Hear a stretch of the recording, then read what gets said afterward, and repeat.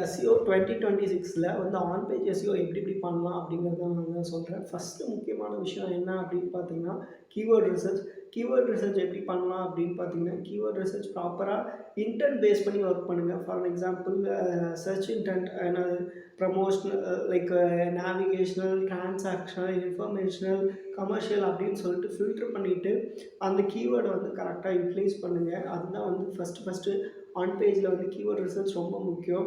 Second thing என்ன அப்படின்னு பார்த்தீங்கன்னா டைட்டில். டைட்டில் எல்லாரும் சொல்லுவாங்க 60 கேரக்டர்ஸ் இருந்தால் போதும்னு சொல்லிட்டு. அப்போ இப்போலாம் அப்படி கிடையாது. நீங்கள் அப் டு 70, 80 வரைக்கும் கூட வைக்கலாம். அது வந்து யூசர்ஸ்க்கு வந்து யூஸ்ஃபுல்லாக இருக்கணும். ஃபார் எக்ஸாம்பிள் டைட்டில் எப்படி வைக்கலாம்னா உங்களோட ப்ரைமரி கீவேர்ட், அந்த unique benefit R unique selling point. அடுத்து தேர்ட் திங் என்ன அப்படின்னு பார்த்தீங்கன்னா உங்களோட பிராண்டும் வைக்கலாம். இப்படி வச்சிங்க அப்படின்னா வந்து யூஸ்ஃபுல்லாக இருக்கும். இன்னொரு எக்ஸாம்பிள் எப்படி சொல்லலாம் அப்படின்னு பார்த்தீங்கன்னா web design, web development company in Coimbatore அப்படின்னா வெப் டிசைன் பைப் சிம்பல் போட்டு வெப் டெவலப்மெண்ட் ஹைஃபன் போட்டு கோயம்புத்தூர்னு வைங்க. 2 கீவேர்டும் நீங்கள் வந்து டைட்டிலில் வைக்கலாம். அது வந்து கீவேர்ட் ஸ்டஃப் ஆகாத மாதிரி பார்த்துக்கோங்க. அது ஒரு விஷயம். செகண்ட் திங் என்ன அப்படின்னு பார்த்தீங்கன்னா மெட்டா டிஸ்கிரிப்ஷன் எப்படி இருக்கணும் அப்படின்னு பார்த்தீங்கன்னா 170 to 200 கேரக்டர்ஸ் வரையும் வச்சுக்கலாம். 160 தான் இருக்கணும்னு அவசியம் கிடையாது. அதில் வந்து பீப்புள்ஸ் என்ன நெக்ஸ்ட் ஆக்ஷன் எடுக்கணும் அப்படின்னு சொல்லிட்டு நீங்கள் கிளியராக அந்த கால் டு ஆக்ஷனில் மென்ஷன் பண்ணிடுங்க. அது ஒரு விஷயம். லைக் அதேமாரி வந்து லைக் அந்த ப்ராடக்ட்டோ அந்த சர்வீஸோட பெனிஃபிட் பற்றி உங்களுடைய டிஸ்கிரிப்ஷனில் மெட்டா டிஸ்கிரிப்ஷனில் பேசுனீங்கன்னா இன்னும் பெட்டராக இருக்கும் உங்களுக்கு வந்து கால்ஸை இன்க்ரீஸ் ஆகிறதுக்கு. தேர்ட் திங் என்ன அப்படின்னு பார்த்தீங்கன்னா ஹெச் ஒன் எப்படி இருக்கணும் அப்படின்னு பார்த்தீங்கன்னா உங்களுடைய சர்வீஸோ ப்ராடக்ட்டோ பெனிஃபிட் அதோட பெனிஃபிட் பேசுகிற மாதிரி இருக்கணும். அப்படி இருந்துச்சுன்னா நல்லாயிருக்கும். டைட்டிலும் ஹெச்1ம் சேமாக இருக்கணும்னு அவசியம் கிடையாது. டைட்டிலுக்கு சப்போர்ட் பண்ணுற மாதிரி ஹெச்1 இருக்கணும். ஒரே ஒரு ஹெச்1 இருக்கணும் அப்படின்னு சொல்லுவாங்க. இப்போலாம் 2 ஹெச்1 வரைக்கும் சப்போர்ட் பண்ணுது அப்படின்னு சொல்கிறாங்க. ஸோ தட் நீங்கள் 2 ஹெச்1 கூட யூஸ் பண்ணி ட்ரை பண்ணி பாருங்கள். அது ஒர்க் அவுட் ஆகுதான்னு சொல்லி நீங்கள் ட்ரை பண்ணி பாருங்கள். நீங்கள் அதை வந்து நீங்கள் பிளாக் பேஜில் ட்ரை பண்ணி பாருங்கள். 2 ஹெச்1 வச்சா அது எப்படி இம்பேக்ட் பண்ணுது அப்படிங்கிறத நீங்கள் ட்ரை பண்ணி பாருங்கள். ஃபோர்த் திங் என்ன அப்படின்னு பார்த்தீங்கன்னா கண்டென்ட்டோட ஃபர்ஸ்ட் 100 வேர்ட்ஸ். ஃபஸ்ட்டு 100 வேர்ட்ஸில் உங்களுடைய ப்ரைமரி கீவேர்டை கண்டிப்பாக வச்சுருங்க. எங்கெங்கெல்லாம் உங்களோட ப்ரைமரி கீவேர்டை வைக்கணும் அப்படின்னு பார்த்தீங்கன்னா title, meta description, H one and then கண்டென்ட்டோட ஸ்டார்டிங் அண்ட் தென் கன்க்ளூஷன்ஸ். இந்த மாதிரியான இடத்துல உங்களுடைய ப்ரைமரி கீவேர்டு வச்சுங்கனாவே போதும். ஸோ தட் அதுவே உங்களுக்கு வந்து நல்ல ஒரு ரேங்கிங்கை கொடுக்கும். அடுத்த விஷயம் என்ன அப்படின்னு பார்த்தீங்கன்னா உங்களுடைய இன்டர்னல் லிங்க் வந்து ரொம்ப ரொம்ப முக்கியங்க. இன்டர்னல் லிங்க் இல்லை அப்படின்னா வந்து கூகுள் வந்து ஈஸியாக ட்ரஸ்ட் பண்ணாது. ஸோ அந்த இன்டர்னல் லிங்க் எப்படி இருக்கணும் அப்படின்னு பார்த்தீங்கன்னா ஒரு பேஜுக்கும் இன்னொரு பேஜுக்கும் சப்போர்ட் பண்ணுற மாதிரி இருக்கணும். எதுக்காக இன்டர்னல் லிங்க் வைக்கிறோம் அப்படின்னா வந்து கூகுள் ஈஸியாக புரிஞ்சுக்கிறதுக்கு இந்த பேஜ்லேருந்து இந்த பேஜுக்கு நேவிகேட் பண்ணி போகணும் அப்படிங்கிறதுக்காக கூகுள் ஈஸியாக புரிஞ்சுக்கிறதுக்காக அந்த இன்டர்னல் லிங்க் அப்படிங்கிறது வைக்கிறோம்.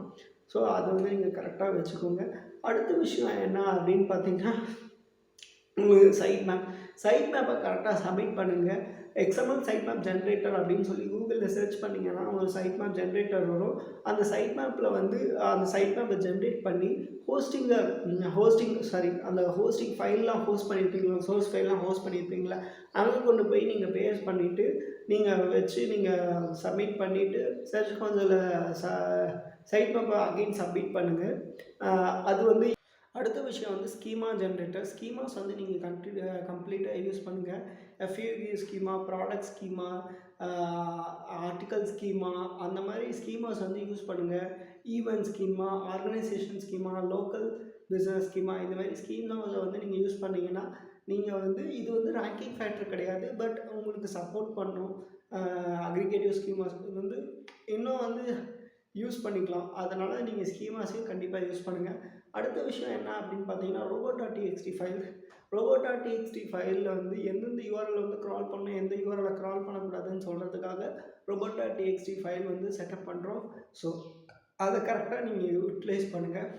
அடுத்த விஷயம் என்ன அப்படின்னு பார்த்தீங்கன்னா உங்களுடைய நேவிகேஷன்ஸ் பார்ஸ் எல்லாம் கரெக்டாக இருக்கா, எல்லா லிங்க்ஸும் கரெக்டாக ஒர்க் ஆகுதா, சோஷியல் மீடியா லிங்க்ஸ் எல்லாம் கரெக்டாக ஒர்க் ஆகுதா அப்படிங்கிறத செக் பண்ணிக்கோங்க. இதுதான் வந்து ஆன் பேஜ் எஸ்இஓட செக்லிஸ்ட்டு. இதை நீங்கள் கரெக்டாக ஃபாலோ பண்ணிங்கனாவே மேக்ஸிமம் 90% ஆஃப் ஒர்க்ஸ் வந்து முடிஞ்ச மாரி தான். இன்னொரு விஷயம் ரொம்ப ரொம்ப முக்கியமான ஒரு விஷயத்த வந்து மறந்துட்டேன்.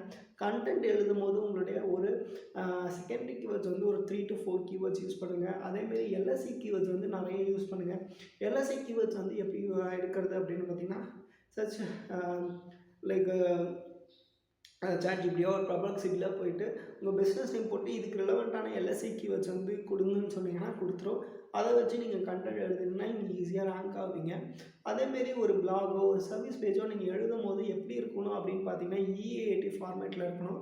Experience, expertise, authority and trust. So that அந்த ஃபார்மேட்டில் வந்து எழுதுங்க. அண்ட் தென் ஒரு பேராகிராஃப், லாங் பேராகிராஃபாக வைக்க வேணாம். எப்படி இப்போ ஏஐ ஓவர்வியூவில் ரேங்க் ஆகிறதுக்கு நீங்கள் என்ன பண்ணலாம் அப்படின்னு பார்த்தீங்கன்னா ஒரு 40 வேர்ட்ஸ்லேயே உங்களுடைய மொத்த இன்ஃபர்மேஷனும் நீங்கள் என்ன சொல்ல வந்தீங்கங்கிறத கரெக்டாக சொல்லிடுங்க. ஸோ அது ஒரு முக்கியமான விஷயம். உங்களோட கண்டென்ட்டில் வந்து புல்லட்டடு, டேபிள்ஸு, சப்ஹெட்டிங்ஸ் அந்த மாதிரி யூஸ் பண்ணுங்கள். வந்து ஈஸியாக ரேங்க் ஆவீங்க. அடுத்த விஷயம் என்ன அப்படின்னு பார்த்தீங்கன்னா உங்களுடைய ரியல் இமேஜஸ் யூஸ் பண்ணுங்கள். ஏஐ இமேஜஸ் யூஸ் பண்ணாமல் ரியல் இமேஜஸ் யூஸ் பண்ணிங்கன்னா நீங்கள் வந்து சீக்கிரமாக ரேங்க் ஆவீங்க. அதேமாரி FAQ ஸ்கீமாஸ் கண்டிப்பாக யூஸ் பண்ணுங்கள். FAQ கொஷின்ஸ் ஒரு பேஜுக்கும் நீங்கள் FAQ கொஷின்ஸ் யூஸ் பண்ணுங்கள். அதுக்கப்புறம் வந்து லைக் வந்து heat map generator or Microsoft Clarity install பண்ணிவிட்டு எந்தெந்த யூசர்ஸ் எங்கெங்கெல்லாம் போய் நேவிகேட் பண்ணுறாங்க அப்படின்னு சொல்லி செக் பண்ணி பார்த்துட்டு அதுக்கு தகுந்த மாதிரி நீங்கள் ஸ்டெப் எடுத்தீங்கன்னா இன்னும் நல்லாயிருக்கும்.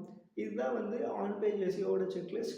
உங்கள் பிஸ்னஸ்க்கும் எஸ்இஓ பண்ணி தரணும் அப்படின்னு சொல்லி ஆசைப்பட்டீங்கன்னா கண்டிப்பாக என்னை காண்டாக்ட் பண்ணுங்கள், நான் உங்களுக்கு பண்ணித்தரேன்.